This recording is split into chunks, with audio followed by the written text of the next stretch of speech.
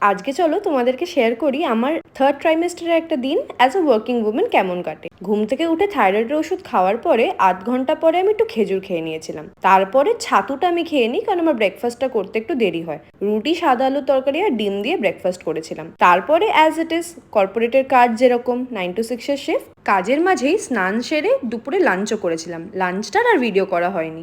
ভাত আর মাছের ঝোল খেয়েছিলাম লাঞ্চে। গরমকালে আমটা হয়েই থাকে। সন্ধেবেলা একটু মাখানা খেয়ে বার্থ বলে একটু এক্সারসাইজ করেছিলাম। এই বলটা আমাকে সুরিয়া এইবার যখন এসেছিল স্বাদে তখন দিয়ে গেছিল, যাতে আমি এটাতে এক্সারসাইজ করি।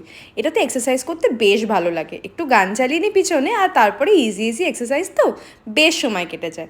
এক্সারসাইজ করতে করতেই হঠাৎ আমার খুব প্যান ফ্রাইড মোমো খেতে ইচ্ছা করছিল, তাই জন্য আমি ওয়াও মোমো থেকে অর্ডার করে নিয়েছিলাম। ওটা খেয়ে কিছুক্ষণ পরেই ভাই দেখলাম রাত্রিবেলা দোসা নিয়ে এসেছিল, মশালা দোসা।